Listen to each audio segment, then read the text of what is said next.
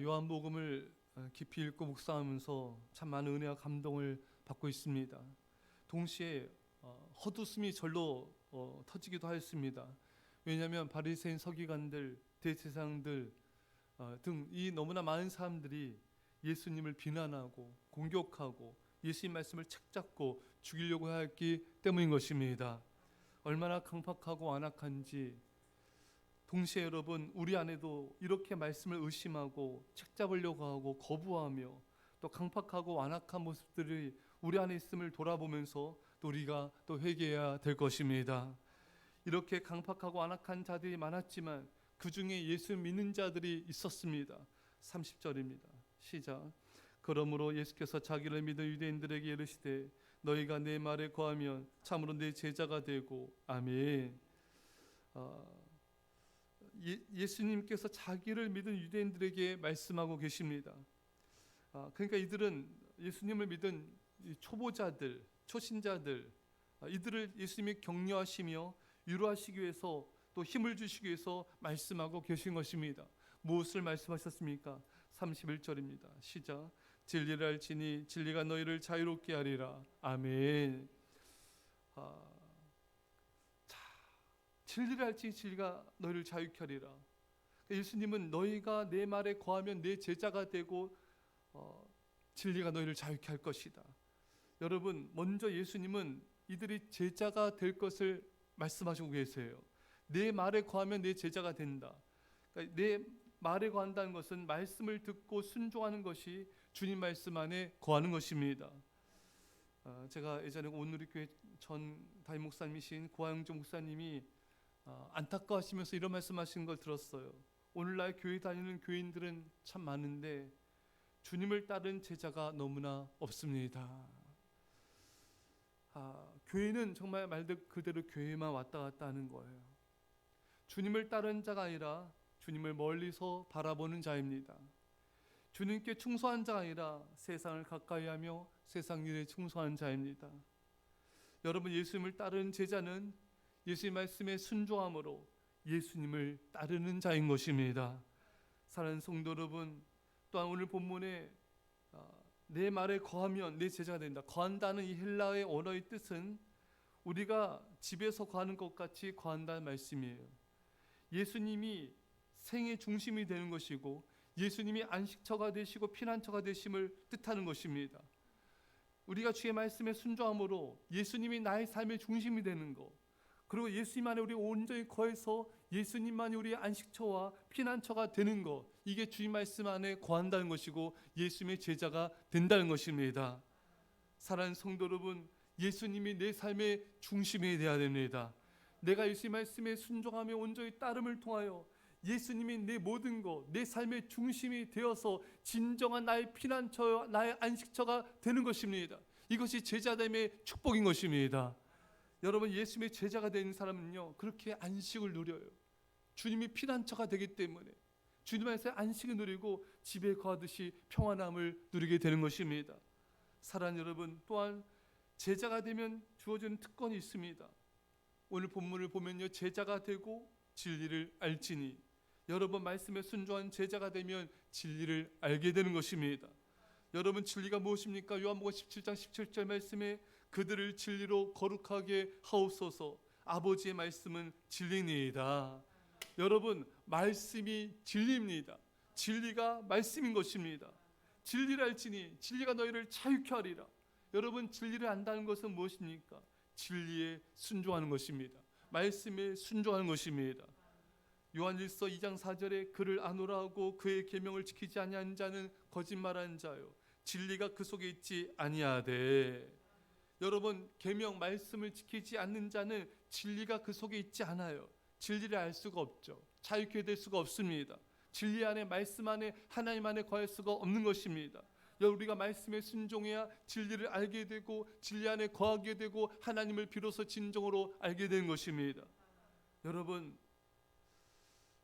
요한일서 2장 3절에 우리가 그의 계명을 지키면 이로써 우리가 그를 아는 줄로 알 것이요.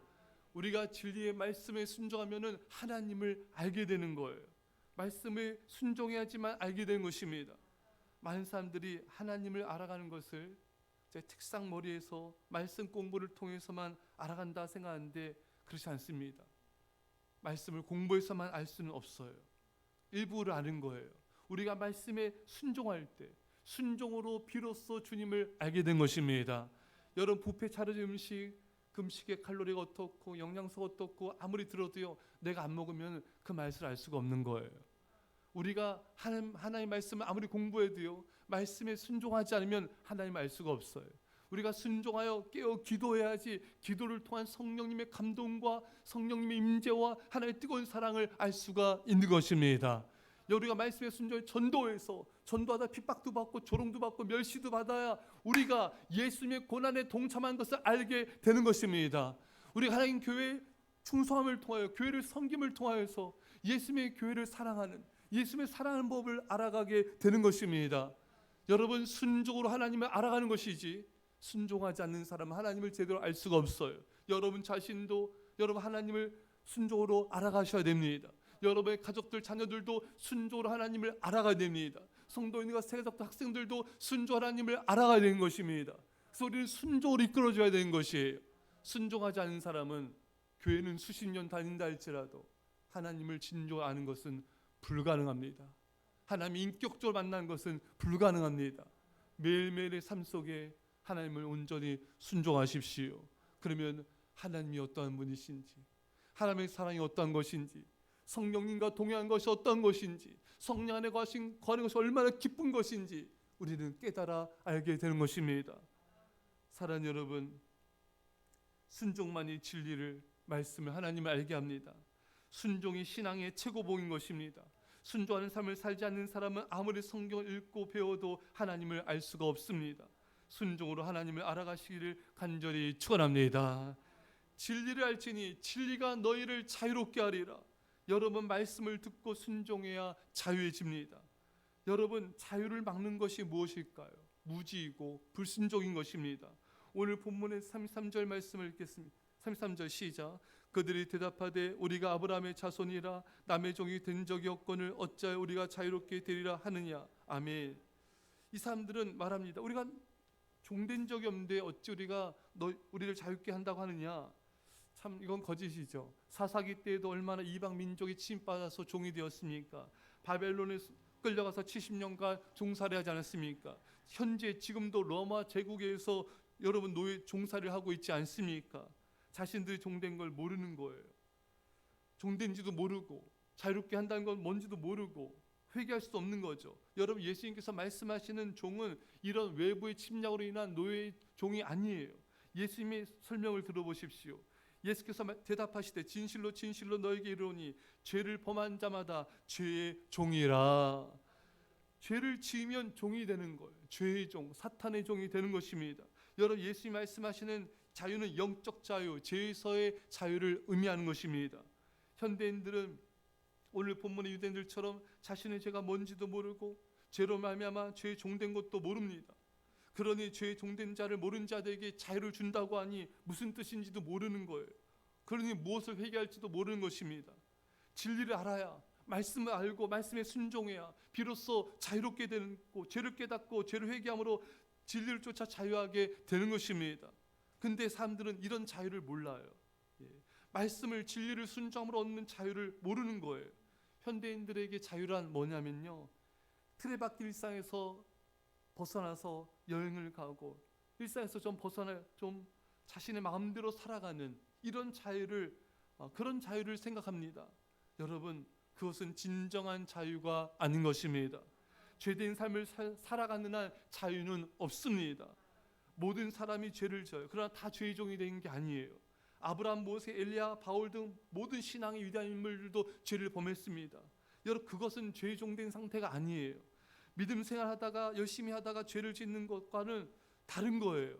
여러분 계속 죄를 짓고 세상을 사랑하고 우상을 섬기고 죄에 지배당하는 삶이 바로 죄의 종이 되는 것입니다. 여러분 우리가 죄를 이겨야, 믿음으로 죄를 이기고 믿음의 삶을 살아가야 진정한 자유를 누릴 수가 있는 것입니다. 죄의 삶이 아닌 거룩한 삶을 살아야 자유가 있는 것이에요. 자유는 거룩인 것입니다. 자유는 말씀의 진리의 순종인 것입니다. 그래서 성령 충만한 우리에게 자유를 주는 것입니다. 바울과 실라가 복음을 전하다가 감옥에 갇혔지만 그들은 기쁨이 충만했습니다. 그들은 찬양과 감사와 기도가 넘쳐났습니다. 전혀 답답함이 없어요. 부자유함이 없어요. 염려, 근심, 걱정이 없어요. 눌리는 게 없습니다. 감옥에 갇혔지만 오히려 더 자유한 것입니다. 쇠사슬에 묶여도 그들의 자유를 아무도 막을 수가 없는 것입니다. 이게 바로 성경이 말하는 영적 자유인 것입니다. 사랑하는 성도 여러분, 이런 자유가 충만하길 축원합니다. 성령 안에서만이 참된 기쁨과 평안을 누릴 수가 있습니다. 환경과 상황이 나의 자유를 빼앗을 수가 없어요. 다른 사람이 나를 힘들게 하며 나의 자유를 막을 수가 없습니다. 죄가 나의 자유를 구속하는 것뿐인 것입니다. 사랑하는 성도 여러분, 말씀의 순종함으로 참된 자유를 누리십시오. 말씀의 순종함으로 거룩한 삶으로 진정한 자유를 누리십시오. 깨어 기도함으로 성령 충만을 받으십시오. 성령 충만한 가운데 진정한 자유를 누리시며 날마다 그 자유의 기쁨 안에서 온전히 함께 영광 돌리시기 간절히 축원합니다. 기도합시다. 사랑의 아버지 하나님, 진정한 자유를 누리게 없어서, 예수님의 제자가 되어 진정한 자유를 누린 자가 되게 없어서, 주의 말씀에 순종함을 통하여 참된 주님의 안식처 피난처 안에 거함을 통하여 진정한 제자됨의 자유를 누리게 하여 주시옵소서. 교인이 되지 않게 하여 주시옵소서. 주님께 헌신하는 제자가 되게 하옵소서. 제자가 됨을 통하여 자유를 누리게 하옵소서. 성령 충만한 가운데 자유를 누리게 하옵소서. 날마다 그 진정한 자유 안에 기쁨 가운데 살게 하여 주시옵소서. 감사드리며 예수님의 이름으로 기도합나이다. 아멘.